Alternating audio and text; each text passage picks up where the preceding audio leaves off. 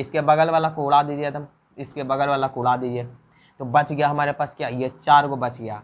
तो हम लिख सकते हैं इसको कि माइनर ऑफ A11, या फिर कह सकते हैं, आज हम स्टार्ट करने जा रहे हैं क्लास 12 मैथमेटिक्स का चैप्टर नंबर जिसका नाम है डिटर्मिनेंट एंड मैट्रिसेस। तो चलिए आज उसके ऊपर हम बात करते हैं। तो डिटर्मिनेंट पढ़ने से पहले हम एक टॉपिक को जान लेते हैं जिसका नाम है मैट्रिक्स। ये मैट्रिक्स को थोड़ा जानना ज़रूरी है, ठीक है, तभी आपका डिटर्मिनेंट कॉन्सेप्ट क्लियर होगा। यहाँ पर मैट्रिक्स, तो मैट्रिक्स क्या है, तो मैट्रिक्स है arrangement of number in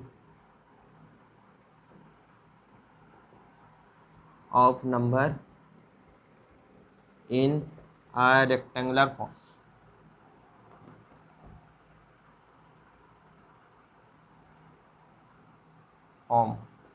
is known as matrix. जैसे एग्जांपल के तौर पर देख लेते हैं, अरेंजमेंट ऑफ नंबर बोल रहा है कि किस फॉर्म में हमको करना है, रेक्टेंगुलर फॉर्म में। यदि अरेंजमेंट ऑफ नंबर करते हैं तो इसी को क्या बोलते हैं, मैट्रिक्स। जैसे देखते हैं, तो मैट्रिक्स को रिप्रेजेंट किया जाता है ऐसे, 2 ब्रैकेट यहाँ पर ले लेंगे, बिग ब्रैकेट, उसके अंदर नंबर्स का अरेंजमेंट करते हैं रेक्टेंगुलर में। अच्छा एक बात और देख लेते हैं, ये रेक्टेंगुलर का मतलब क्या है। रेक्टेंगुलर का मतलब है कि रेक्टेंगल में रेक्टेंगल का भी शेप ले सकता है और स्क्वायर का शेप ले सकता है, लेकिन यदि यहाँ पर स्क्वायर फॉर्म रहेगा, यदि मान लेते कि यदि स्क्वायर फॉर्म रहता है तो स्क्वायर ही स्क्वायर रहेगा। रेक्टेंगल स्क्वायर हो सकता है लेकिन स्क्वायर रेक्टेंगल नहीं हो सकता है। तो यही है रेक्टेंगुलर। तो रेक्टेंगुलर में स्क्वायर भी आएगा और रेक्टेंगुलर में भी आएगा। तो इसका मतलब हम यहाँ पर रेक्टेंगल शेप भी ले सकते हैं और स्क्वायर शेप ले सकते हैं। रेक्टेंगल शेप जैसे ले सकते हैं 3x2, 3/2, फिर 4x3, ये सब क्या हो गया, रेक्टेंगुलर हो गया। फिर स्क्वायर शेप हो गया 3, 4x4, 2x2, 1x1। तो देखते हैं आगे। तो यहाँ पर हम एक अरेंजमेंट ले लेते हैं नंबर का। जैसे हम ले लिया 1 2 3 4 5 6। तो यहाँ पर देखेंगे कि ये अरेंजमेंट ऑफ नंबर हुआ जो कि किस शेप में है, रेक्टेंगुलर फॉर्म में है। अब जैसे एक और ले लेते हैं एग्जांपल, 2 3 4 4 5 6 6 7 8। तो ये एग्जांपल लिया हमने, ये क्या कौन से फॉर्म में है, स्क्वायर फॉर्म में है, और ये कौन सा है, रेक्टेंगुलर फॉर्म में।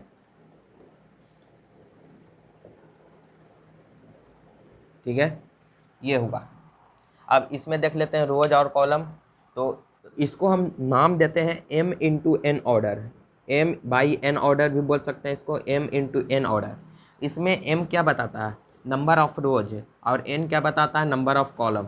तो यहाँ पर नंबर ऑफ रोज 2 दे रहा है तो 2 गुना नंबर ऑफ कॉलम कितना है, 1 2 3। देखिएगा ये एक कॉलम, दूसरा कॉलम, तीसरा कॉलम, तो ये 3 कॉलम। और रोज देखिए, एक और रोज 2 रोज, इसलिए 2 रोज। तो 2/3 शेप है, ठीक है। तो 2/3 मैट्रिक्स है। यहाँ पर करते हैं, तो यहाँ पर देखिएगा नंबर ऑफ रोज, 1 रोज, 2 रो, 3 रो। देखिए R1 R2 R3, मतलब नंबर ऑफ रोज कितना है, 3। और नंबर ऑफ कॉलम देखिएगा C1 C2 और C3। तो 3/3 है इसका, 3/3 मैट्रिक्स है, ठीक है। ये है ऑर्डर इसका। अच्छा एक बात और देख लेते हैं, जैसे मैट्रिक्स को हम रिप्रेजेंट किए हैं ये 2 ब्रैकेट से। कुछ स्टैंडर्ड बुक में इसका और साइन दिया रहता है, जैसे देखेंगे ये दोनों से घिरा रह सकता है तो भी ये मैट्रिक्स कहलाएगा, या फिर कोई कोई बुक में डबल बार दिया रहेगा, ठीक है। या देखिए डबल बार, इसका भी मतलब क्या है, मैट्रिक्स में ही रिप्रेजेंटेशन करता है, ठीक है। तो ये हमारे पास कितने फॉर्म हो गए रिप्रेजेंट करने के मैट्रिक्स के। एक तो ये बड़ा ब्रैकेट वाला, इसके अंदर वाला कोई नंबर्स का अरेंजमेंट रहेगा तो इसको हम क्या कहेंगे, मैट्रिक्स है। या फिर ये रहेगा, इसके अंदर अरेंजमेंट रह सकता है नंबर्स का, या फिर ये 2 वर्टिकल लाइंस के बीच में भी अरेंजमेंट रह सकता है नंबर्स का। तो ये सबको हम क्या बोलेंगे, मैट्रिक्स का अरेंजमेंट है, ठीक है। तो डिटर्मिनेंट को रिप्रेजेंट किया जाता है कैपिटल लेटर से, जैसे A B C, मतलब कोई भी लेटर अल्फ़ाबेट, इंग्लिश का अल्फ़ाबेट का कैपिटल लेटर उठाएंगे उसी से रिप्रेजेंट किया जाता है डिटर्मिनेंट को। जैसे हमने मैट्रिक्स लिया, जैसे है A, यहाँ पर हम लिख लेते हैं 2 3 4 5 6 7 8 9 0। तो हमारे पास ये 3/3 ऑर्डर का आ गया।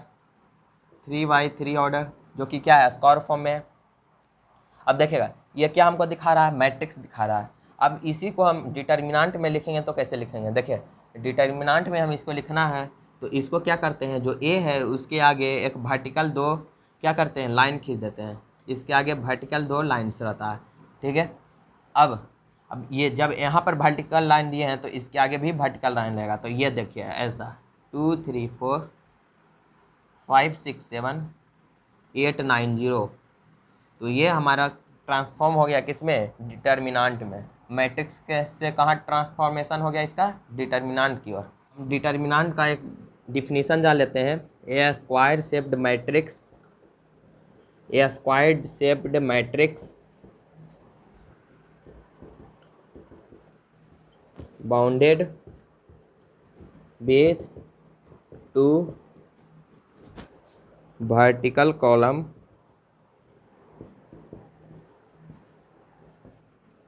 आइदर बी रियल और इमेजिनरी। तो हमारा डिफिनीशन डिटर्मिनेंट का कहता है a squared shaped matrix bounded with 2 vertical columns either be real और imaginary is known as determinant. तो हम पहले बता चुके हैं कि जो मैट्रिक्स होता है वो रेक्टेंगुलर शेप में होता है, तो रेक्टेंगल में स्क्वायर भी आया और रेक्टेंगुलर भी आया, जैसे 1 2 3 4 5 6, ये भी एक मैट्रिक्स है और ये भी मैट्रिक्स है, 1 2 3 4 5 6 7 8 9, ये स्क्वायर फॉर्म का मैट्रिक्स है और ये रेक्टेंगुलर फॉर्म का मैट्रिक्स है, और ये है। लेकिन शर्त ये कहता है डिटर्मिनेंट का कि जो मैट्रिक्स ऐसा मैट्रिक्स होना चाहिए, मैट्रिक्स होगा लेकिन वो कैसा होगा, square formed matrix, rectangular form matrix नहीं, स्क्वायर फॉर्म्ड मैट्रिक्स रहेगा, तभी उसी को हम बोल सकते हैं कि इसी को हम डिटर्मिनेंट बना सकते हैं। तो फिर यहाँ पर क्या बोल रहा है, a square shaped matrix bounded with 2 vertical column. तो यहाँ पर जब हम मैट्रिक्स लिए थे तो यहाँ पर हम बोल दिए थे कि डिटर्मिनेंट में क्या करेंगे, 2 वर्टिकल कॉलम, ये जो 2 वर्टिकल कॉलम है वो इसके आगे लगा देंगे, इसके आगे 2 वर्टिकल कॉलम लगा देंगे, तो ये क्या फॉर्मेशन कर दिया, डिटर्मिनेंट का फॉर्मेशन कर दिया। कॉलम आइदर बी रियल और इमेजिनरी, जो इसके अंदर के जो एलिमेंट्स हैं, जो नंबर्स हैं, वो या तो रियल नंबर्स हो सकते हैं या फिर इमेजिनरी नंबर्स भी हो सकते हैं। जैसे एग्जांपल के तौर पर यहाँ पर रह सकता है ऐसे, इसके अंदर आई भी दे देगा, 2 3 4 आई कुछ भी दे सकता है। तो हम आगे बात करेंगे, देखेंगे कि कैसा कैसा क्वेश्चन आ सकता है इमेजिनरी पर भी और रियल पर भी, ठीक है। तो ये सब हुआ इसका डिफिनीसन, ठीक है। तो फिर से देख लेते हैं, ये square shaped matrix bounded with 2 vertical, कोई मैट्रिक्स लिया जो कि क्या होना चाहिए, स्क्वायर शेप होना चाहिए। मतलब स्क्वायर शेप्ड का मतलब कि 1 क्रॉस 1 होना चाहिए, 2 क्रॉस 2 होना चाहिए, 3 क्रॉस 3, 4 क्रॉस 4। 4 क्रॉस 4 कम पढ़ना है 12th के हिसाब से लेवल से, इसको आगे पढ़ा जाता है, इंजीनियरिंग में पढ़ा जाएगा 4 क्रॉस 4, लेकिन अभी हम जानेंगे 4 क्रॉस 4 भी देखेंगे, तो ठीक है।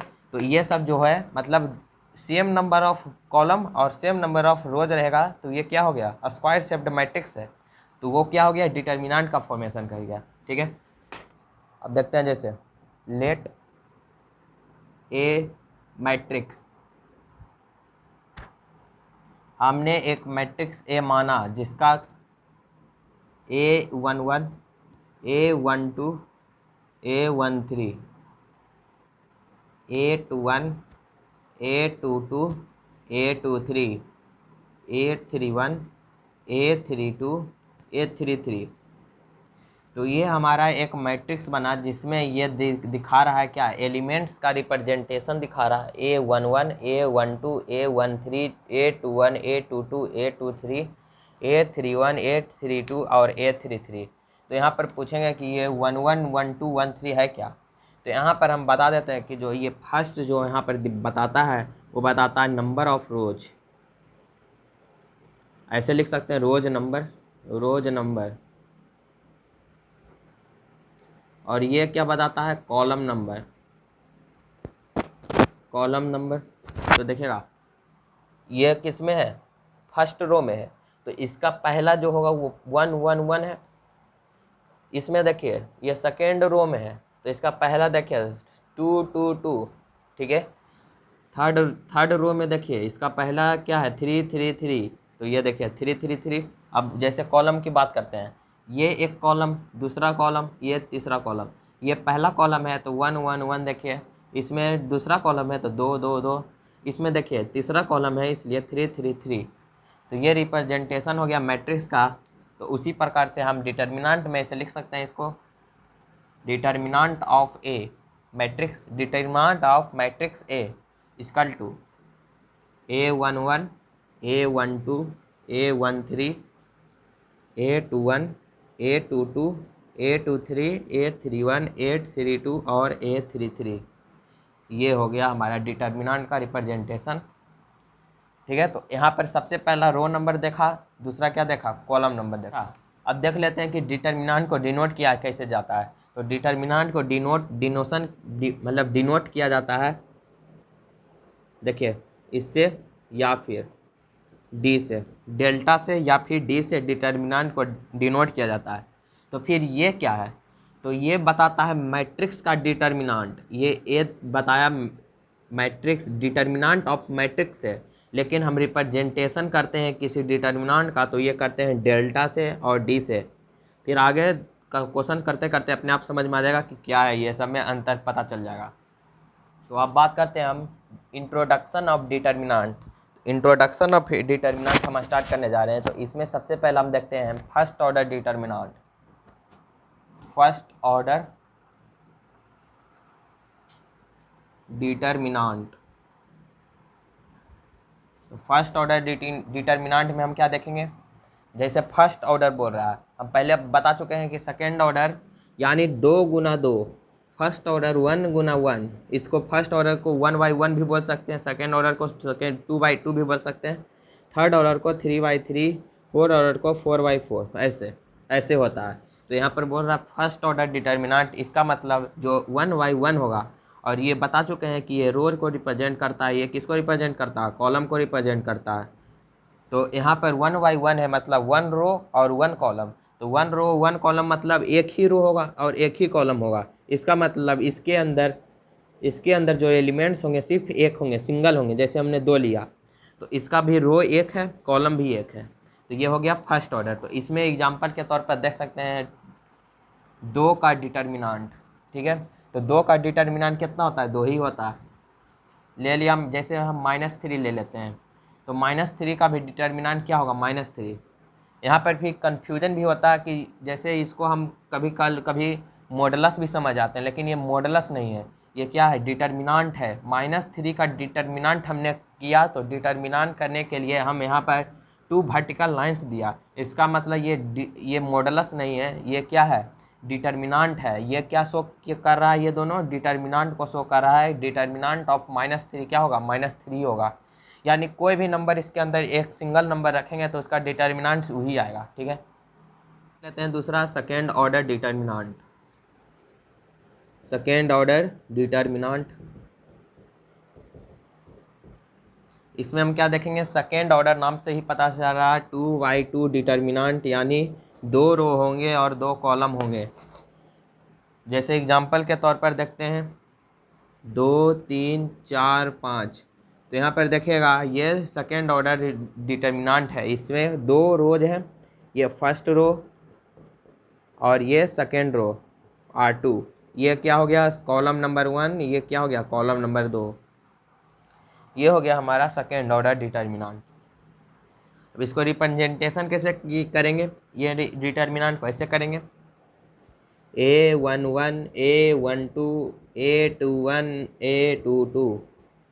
ये क्या हो गया, नंबर ऑफ रोज, ये भी नंबर ऑफ रोज। ये पहला रो इसलिए ये 1 1, ये सेकेंड रो इसलिए 2 2, ये पहला कॉलम, ये देखिए पहला कॉलम, ये दूसरा कॉलम, तो देखिए 1 1, इसमें सेकेंड कॉलम है इसलिए 2 2। ये हो गया हमारा सेकेंड ऑर्डर डिटर्मिनेंट। फिर ये सॉल्व कैसे करेंगे इसको आगे बात करेंगे, अभी सिर्फ इसका एग्जांपल देखते हैं कि ये हो गया second order determinant.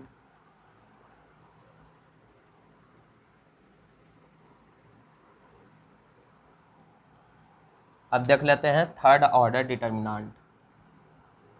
Third order determinant,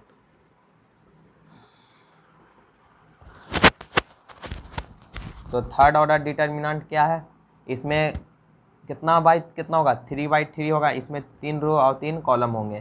तो एग्जाम्पल के तौर पर देख लेते हैं, इसको हम जनरल फॉर्म में कैसे लिखेंगे, डेल्टा हम लिख लेते हैं, डेल्टा से रिप्रेजेंट करते हैं, या फिर कोई बोले तो डी से, इक्वल टू यहाँ पर हो जाएगा A11 A12 A13 A21 A22 A23 A31 A32 A33।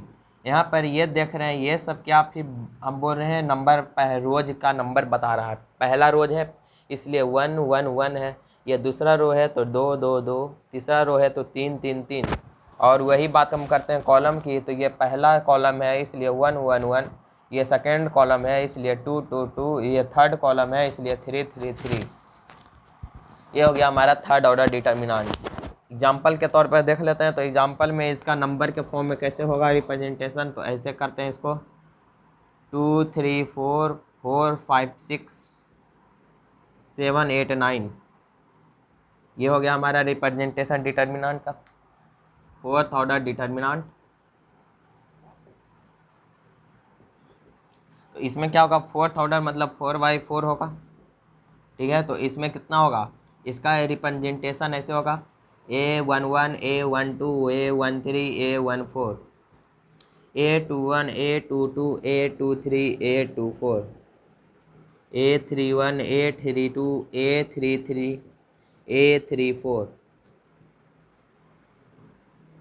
A41 A42 A43 A44।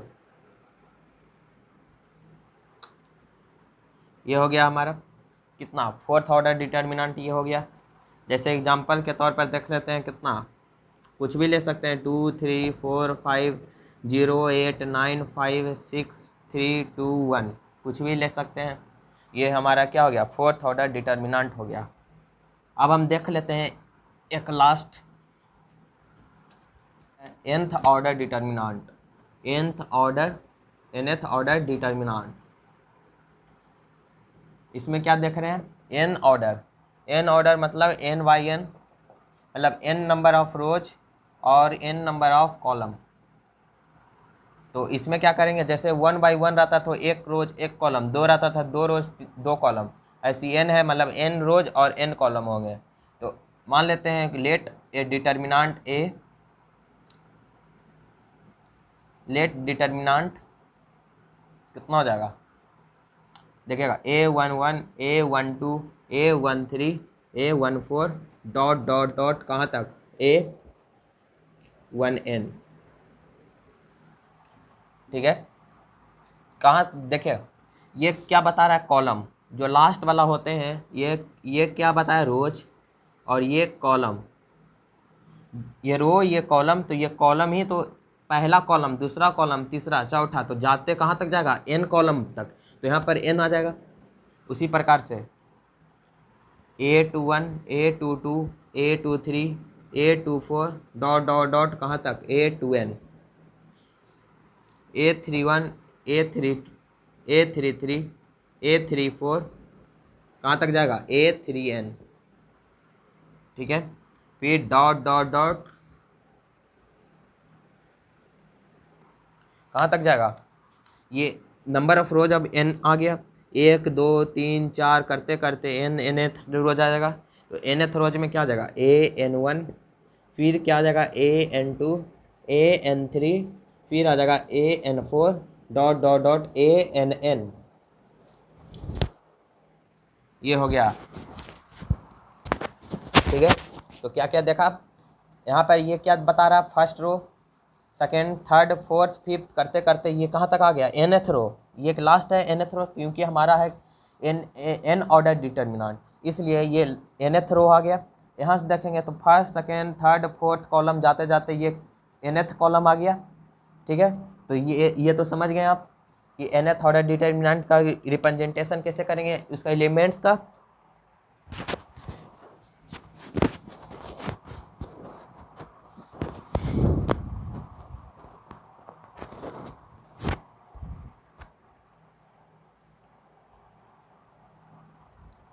अब हम देख लेते हैं वैल्यू ऑफ डिटर्मिनेंट।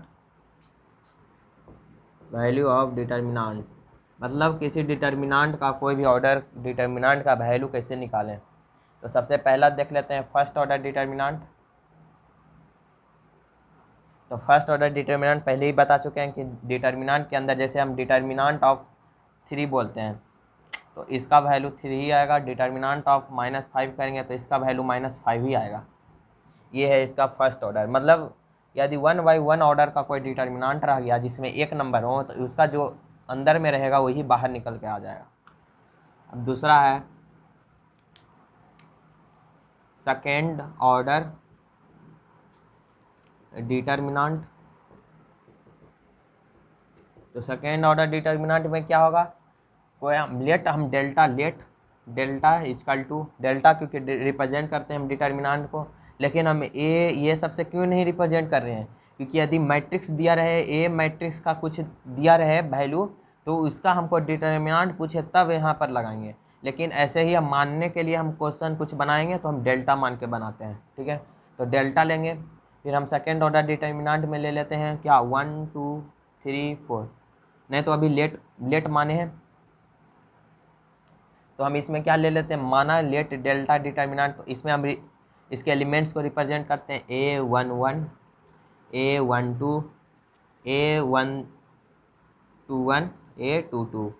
क्योंकि ये 2x2 ऑर्डर डिटर्मिनांट है इसलिए हमें यहाँ पर 2x2 लिया, 2 रोज और 2 कॉलम। तो ये हो गया हमारा सेकेंड ऑर्डर डिटर्मिनांट। इसका हम वैल्यू कैसे निकालते हैं तो देखिएगा इसका वैल्यू। तो क्या करते हैं, जो डायगोनल जो होते हैं इसका डायगोनल देखिएगा, जैसे हम यहाँ पर लिए AIJ, जैसे हम बात कर चुके हैं इसके पहले। तो ये आई मतलब क्या बताया, रोज, नंबर ऑफ रोज, और ये क्या बताता है, नंबर ऑफ कॉलम। तो देखिएगा नंबर ऑफ रोज यहाँ पर बताता है आई। जब आई इक्वल टू जे हो गया, आई इक्वल टू जे, बात को समझिएगा, आई इक्वल टू जे जब हो गया इसके अंदर कोई भी एलिमेंट्स में तो वो उसके डायगोनल्स हो गए, ठीक है। जैसे समझिएगा यहाँ पर, जैसे यहाँ पर हम देखें तो ये आई इक्वल टू जे देखिएगा किसके किस में है, तो ये बराबर ये हो रहा है, ये बराबर ये हो रहा है। इसका मतलब ये दोनों एक दूसरे के डायगोनल्स हैं, ये दोनों एक दूसरे के क्या हैं, डायगोनल्स हैं। और जो बच गए वो है एंटी डायगोनल, मतलब वो डायगोनल नहीं है। तो डायगोनल वाला को क्या करते हैं तो देखिएगा, डायगोनल वाला सबसे पहले मल्टीप्लिकेशन होता है, फिर उसके बाद जो नहीं है डायगोनल वो मल्टीप्लाई होगा। या देखिए ऐसे, तो सबसे पहले जो डायगोनल है वो मल्टीप्लाई करेंगे। कैसे पहचानेंगे डायगोनल को, ये इक्वल होना चाहिए तब वो क्या हो गया डायगोनल, और जो एंटी डायगोनल है उसको फिर घटाएंगे ये दोनों को मल्टीप्लाई करके। तो ये है, तो इसको लिखेंगे A11 into A22 minus A21, start करेंगे यहाँ से मल्टीप्लाई करेंगे, फिर माइनस, फिर यहाँ से स्टार्ट करके घटा देंगे, इंटू A12। ये हो गया हमारा सेकेंड ऑर्डर को निकालने के लिए, ठीक है। अब इससे रिलेटेड क्वेश्चन देख लेते हैं, कुछ बनाते हैं।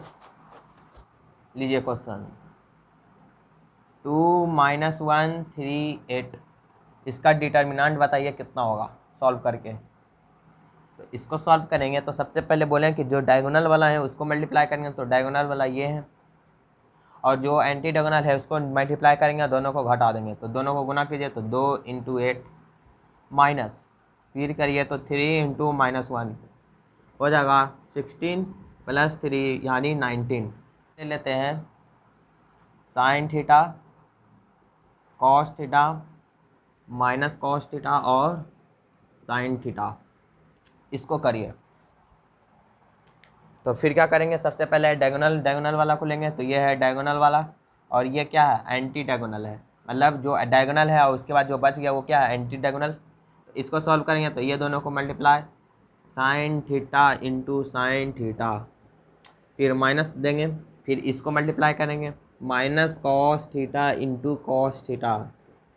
यह देखिए ये हो गया हमारा sine square theta plus cos square theta, और ये दोनों मिलकर sine square theta plus cos square theta 1 होते हैं। ये तो इसका कितना वैल्यू हो गया डिटर्मिनेंट का, 1 हो गया। 2i 3 - 2 3i, ये हमने लिया डिटर्मिनेंट। अब इसको सॉल्व कीजिए, इसको सॉल्व करेंगे तो फिर डायगोनल वाला को चुनेंगे, तो ये दोनों है, तो इसको करेंगे तो 2i इंटू 3i, फिर माइनस का साइन देंगे, फिर -2 इंटू 3 देंगे। ये हो गया 6i square minus minus 6i square plus 6। ये i का मतलब क्या होता है? i का वैल्यू होता है √-1, जिसको आयोटा से रिप्रेजेंट करते हैं। तो ये हो गया आयोटा √-1। फिर इसको जब सॉल्व करेंगे तो ये हो जाएगा 6 इंटू √-1 का स्क्वायर प्लस 6। तो 6 -1 √-1 का स्क्वायर -1, तो 6 इंटू -1 प्लस 6, तो -6 प्लस 6 हमारे पास आंसर आ गया 0। यानी ये पूरे डिटर्मिनेंट का वैल्यू कितना हो गया? 0 हो गया। अब हम बात करने जा रहे हैं minor of elements. Minor of elements देखेंगे तो माइनर ऑफ एलिमेंट्स क्या है? तो पहले हम एक एग्जांपल के तौर पर इसको समझने की कोशिश करते हैं। तो मान लेते हैं let delta equal to A11 A12 A21 A22। Minor of elements बोल रहा है, मतलब हम कोई एक माइनर एलिमेंट्स को हम चूज करते हैं। जैसे हमने चूज किया इसको A22 को, मान लेते हैं हम एक एलिमेंट को हमने चूज किया A22। अब हम बोलेंगे कि A22 का माइनर क्या होगा? तो इसका रूल ये कहता है कि जब A22 का हम माइनर पूछेंगे तो A22 के जो बगल वाले हैं उसको एक साथ कट कर देंगे। देखिए कैसे, जैसे A22 है तो इसके बगल वाला को सड़क से उड़ा दीजिए, जो बच गया वो हो गया इसका माइनर। तो इसमें बच गया A11, इसलिए इसका माइनर हो गया A11। तो लिख सकते हैं इसको minor of A22 equal to A11। और माइनर ऑफ A22 को इस तरीके से भी लिख सकते हैं M22 इक्वल टू A11। ये उसी प्रकार से अगर रह जाए, या देखिए इसको हम हटा देते हैं। अब हम कहते हैं कि माइनर ऑफ A12 बताइए। तो बोले बगल वाला को ख़त्म कर दीजिए, इसके बगल वाला को उड़ा दीजिए एकदम। तो इसके बगल वाला ये है, इसके बगल वाला ये है, इसको उड़ा दीजिए, तो बच गया जो A21। तो माइनर ऑफ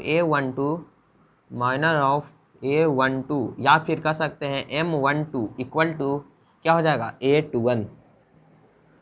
ये हो गया। तो हम समझते हैं कि माइनर, आपको समझ में आ गया होगा कि माइनर ऑफ एलिमेंट्स क्या होता है। जैसे एग्जांपल ले लेते हैं डेल्टा 3 2 1 0। अब पूछ रहे हैं माइनर ऑफ 3 बताइए। माइनर ऑफ 3, तो इसको कैसे करेंगे? देखिएगा 3 का माइनर पूछ रहा है तो उसके बगल वाले को सड़क से उड़ा दीजिए, या देखिए उड़ गया, तो बच गया हमारे पास 0। तो इसको हम माइनर ऑफ 3 को इस तरीके से भी लिख सकते हैं। जैसे हम पहले बताएं M से रिप्रेजेंट करते हैं, तो पहले देखेंगे इसका पोजीशन। तो पोजीशन ये किस में हुआ आएगा? 1/1 में आएगा। तो इसको लिखेंगे M11, लिख सकते हैं M11 इक्वल टू कितना हो जाएगा? ये 0 जो हो गया वो क्या हो गया? इसका माइनर हो गया। जैसे राजा है 2 का माइनर बताइए। तो 2 का माइनर, तो यहाँ से इसके बगल वाला को उड़ा दीजिए, तो बच गया हमारे पास 1। तो लिखेंगे माइनर ऑफ 2, या फिर ये इसका पोजीशन देखिए तो क्या हो गया? ये देखिए सेकेंड कॉलम है, ये क्या हो जाएगा? 1 2 हो जाएगा, इसलिए इसको हम लिखेंगे M12 इसका। तो ये सब तीनों उड़ा दिया तो बच गया कितना? 1। तो इसका कितना हो गया? माइनर ऑफ M12 कितना? 1 हो गया। अब जैसे देख लेते हैं थर्ड ऑर्डर। थर्ड ऑर्डर देख लिया, सिंपल देख लेते हैं। जैसे माना delta equal to A11 A12 A13 A21 A22 A23 A31 A32 A33। यह देखिए हमारे पास एक डिटर्मिनेंट आ गया। अब देखिए इसको कैसे करें? तो ये इसका बोल रहा है माइनर ऑर्डर। तो देखिए इसमें हम किसी एक को चूज कर लेते हैं। जैसे पहले के जैसे इसके में हम इसको चूज कर लेते हैं। तो हम मान लेते हैं किसी एक को चूज किया। किसको चूज करते हैं? हम मान लेते हैं A11 को चूज करते हैं। इसको हमने चुना, तो क्या करेंगे? इसके बगल वाला को सड़क से उड़ा देंगे। तो देखिए कौन कौन उड़ेगा? इसके बगल वाला को उड़ा दीजिए एकदम, इसके बगल वाला को उड़ा दीजिए, तो बच गया हमारे पास क्या? ये 4 को बच गया। तो हम लिख सकते हैं इसको कि माइनर ऑफ A11, या फिर कह सकते हैं M11 इक्वल टू क्या हो जाएगा? देखिएगा ये बच गया इतना। अब इसको हमको इसको क्या करना पड़ेगा, इसको हम डिटर्मिनेंट निकालना पड़ेगा, क्योंकि हमको एक तो वैल्यू चाहिए, हमको छोटा सा वैल्यू चाहिए, तो हम इतना को तो लिख नहीं सकते हैं। इसको हम सॉल्व करके डिटर्मिनेंट हम इसी के आगे लगा देते हैं, तो इसका वैल्यू 0 जैसे देखिए, तो डिटर्मिनेंट ऑफ इस माइनर ऑफ इतना क्या हो जाएगा, डिटर्मिनेंट ऑफ हो जाएगा A22 A23 A32 और A33।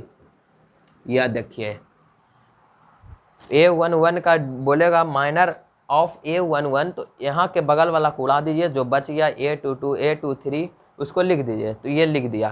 तो अब देखिए, अब इसका डिटर्मिनेंट निकालिए, तो कितना हो जाएगा, A22 into A33 minus A32 into A23, इसको डायगोनल वाला को एक साथ गुना, और जो बच गया माइनस A32 इंटू A23, यही हो गया इसका। ठीक है, अब जैसे रह जाता है, या देखिए इसको हम हटा देते हैं, अभी हटा दिया। अब हम मान लेते हैं A22 का माइनर बताइए, या इसको हमने घेर दिया, बताइए A22 का माइनर।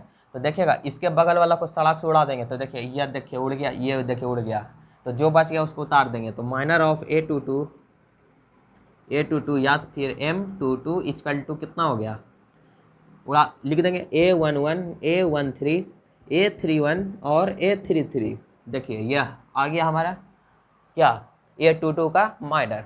फिर इसको सॉल्व कीजिएगा तो कितना हो जाएगा, A11 into A33 minus A31 into A13, यह आ गया हमारा। अब बात कर लेते हैं फोर्थ ऑर्डर डिटर्मिनेंट की। फोर्थ ऑर्डर तो इसमें देखिए, तो फोर्थ ऑर्डर में हम इसका एग्जांपल मतलब देख लेते हैं। तो delta equal to A11 A12 A13 A14 A21 A22 A23 A24 A31 A32 A33 A34। फिर देखिए A41 A42 A43 A44, हमारे पास यह देखिए डिटर्मिनेंट आ गया। अब हम बोलते हैं A11 का, इसका बोलिए माइनर। तो A11 इसको यहाँ पर गोल करेंगे, इसके देखिए किनारे वाला को उड़ा दीजिए, जो बच गया है उसको लिख दीजिए। तो माइनर ऑफ A11, या फिर इसको बोल सकते हैं हम, इसको और क्या बोल सकते हैं, और M11 क्या लिखेंगे, इसको जो बच गया वो लिख देंगे। तो A22 A23 A24 A32 A33 A34, देखिए A42 A43 और A44 A44। देखिए इसका भी डिटर्मिनेंट होगा, जैसे हम पहले से करते आ रहे हैं, जो बच गया उसका डिटर्मिनेंट, इसका भी हम डिटर्मिनेंट कर देंगे। अब देखिए ये तो 3 ऑर्डर आ गया, तो सेकेंड ऑर्डर तक हम पढ़ चुके हैं, थर्ड ऑर्डर आगे बात करेंगे। तो थर्ड ऑर्डर ये डिटर्मिनेंट है, इसको कैसे सॉल्व करेंगे आगे बात करेंगे। ठीक है, तो अभी इसको रहने देते हैं। तो हम क्या देखा, फिर इसका डिटर्मिनेंट निकाल लेंगे, फिर जो आंसर आएगा वही हो गया हमारा। ठीक है, तो फर्स्ट ऑर्डर में हम तो देख लिए, जैसे सेकेंड ऑर्डर था, ये सेकेंड ऑर्डर, तो एक को चुना ऐसे किया, तो जो बच गया वो सेकेंड ऑर्डर। थर्ड ऑर्डर में क्या किया, ये देखिए कहाँ गया थर्ड ऑर्डर, जैसे हमने देखा, ये मान लेते हैं ये थर्ड ऑर्डर है, तो थर्ड ऑर्डर में क्या किया, ये चुना, तो ये कैंसिल, तो बच गया, इसको गुना करके घटा दिया, ये थर्ड है। अब फोर्थ ऑर्डर में ये कैंसिल, अब ये 3 ऑर्डर वाला आ गया हमारे पास, डिटर्मिनेंट आ गया। इसको आगे जस्ट आगे बात करेंगे कैसे इसको सॉल्व किया जाता है, सिर्फ समझने के लिए हम ऐसे किए हैं। ये हो गया माइनर। अब एग्जाम्पल लेते हैं, सॉल्व करते हैं कैसे इसको सॉल्व होगा।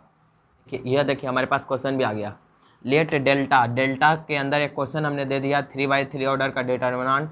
अब बोलते हैं हम माइनर ऑफ 3 निकालिए। माइनर ऑफ 3 क्या होगा, तो माइनर ऑफ 3 है, तो 3 को घेर दीजिए, या देखिए घेर दिए, इसके बगल वाला को उड़ा दीजिए, तो बच गया हमारे पास डिटर्मिनेंट ऑफ 0 -1 4।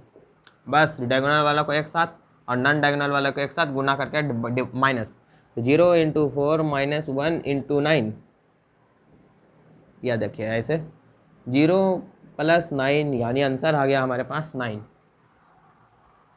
क्या हमारे पास एक डिटर्मिनेंट दिया हुआ है, डेल्टा इक्वल टू इतना दिया हुआ है क्वेश्चन। अब इसमें से आप बताइए कि माइनर ऑफ 9 बताइए, माइनर ऑफ 9 इसका बताइए माइनर। तो माइनर ऑफ 9, या फिर इसको या ऐसे भी लिख सकते हैं, देखिए m, फिर इसको ऐसे लिख सकते हैं M22, क्योंकि नंबर ऑफ रो देखिए फर्स्ट सेकेंड रो है, नंबर ऑफ कॉलम दूसरा है, तो इसलिए M22 लिखा इक्वल टू कितना हो जाएगा, यह देखिए इसको घेरे यहाँ से यहाँ उड़ा दीजिए, बच गया हमारे पास डिटर्मिनेंट 2 4 3 1। जस्ट इसको मल्टीप्लाई, फिर इसको मल्टीप्लाई नॉन डायगोनल वाले को और घटा देंगे, 3 गुने 4, 2 - 12 इक्वल टू -10। यह देखिए आंसर भी आ गया। को फैक्टर ऑफ एलिमेंट्स, ठीक है, डिनोटेड बाई Cij या फिर कहे तो Aij इक्वल टू हो जाता है -1 पे power i plus j into Mij for all i and j।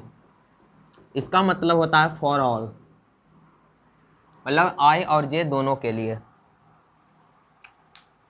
तो यहाँ पर क्या कर रहा है, डिनोटेड बाई Cij, मतलब जो को फैक्टर है। तो आसान भाषा से हम बोलें को फैक्टर को, तो को फैक्टर कुछ नहीं है, माइनर ऑफ जैसे निकालते थे फर्स्ट का, इसका माइनर निकालते तो जो आता था उसका साइन बताता है क्या, को फैक्टर।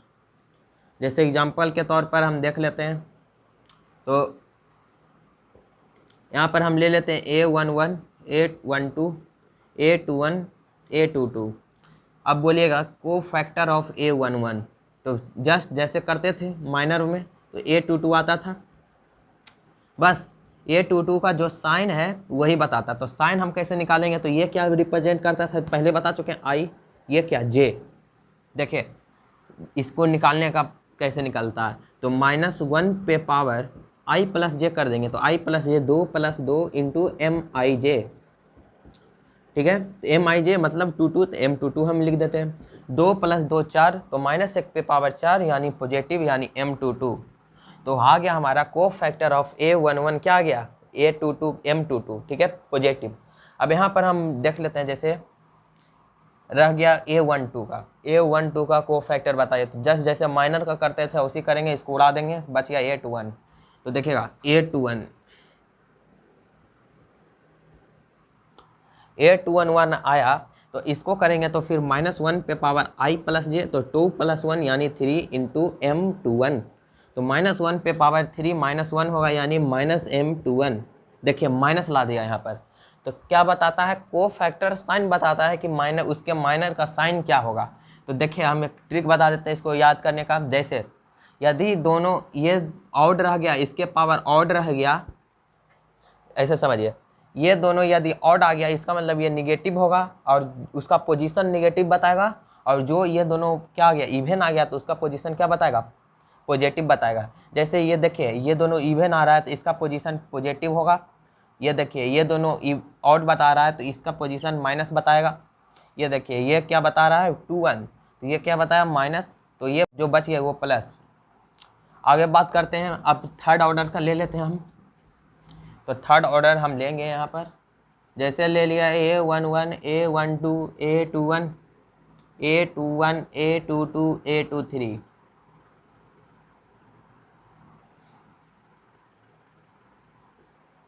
A31 A32 A33।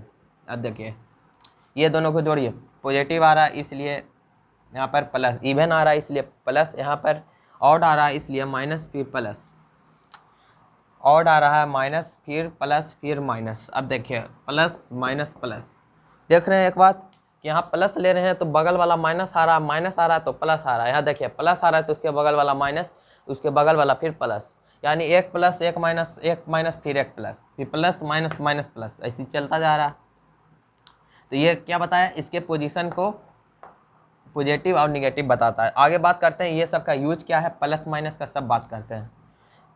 तो अभी ये देख लीजिए, ये प्लस तो ये माइनस फिर ये प्लस, और उसी बात करेंगे फोर्थ ऑर्डर का। अगला बार क्या आ जाएगा, माइनस, चलता जाएगा sequence wise, plus minus plus. अब ये माइनस है तो ये प्लस आ जाएगा, देखिए ये माइनस तो ये प्लस, फिर क्या आ जाएगा, फिर इसके नीचे माइनस आ जाएगा, ठीक है। यहाँ से नीचे करेंगे तो माइनस प्लस माइनस प्लस, ऐसे चलता जाएगा। एग्जाम्पल ले लेते हैं सेकेंड ऑर्डर का। तो यहाँ पर हम एग्जांपल ले लेते हैं, जैसे 2 1 3 4। अब बताइए हमको कि को फैक्टर ऑफ 2, तो 2 को चुन लेंगे, जैसे माइनर में करते थे उसी करेंगे। यह देखिए उड़ा दीजिए इसको, 4 आ गया, तो लिख देंगे को फैक्टर ऑफ 2। ठीक है, इसको ऐसे भी लिख सकते हैं ए आई जे मतलब A11 और फिर C11, कितना हो जाएगा। अब देखिए क्या बताया था, -1 पे पावर कर देंगे तो ये क्या बताता है, देखिए प्लस माइनस माइनस प्लस, तो यहाँ पर ये क्या हो गया, प्लस डायरेक्ट लिख देंगे +4। यह देखिए आ गया आंसर, थर्ड ऑर्डर। तो यहाँ पर हम देख लेते हैं कि A11 A12 A13 A21 A22 A23 A31 A32 A33। बताइए A11 का को फैक्टर देखिएगा, इसका करेंगे को फैक्टर। यह देखिए ऐसे उड़ गया, क्या पढ़े थे हम अभी, जैसे देखिए -1 पे पावर I + j फिर इंटू M11, यही तो पढ़े थे हम। देखिए -1 पे पावर I + j 2 हो रहा, मतलब पॉजिटिव हो रहा है, इसका मतलब ये डायरेक्ट क्या हो जाएगा, M11 हो जाएगा।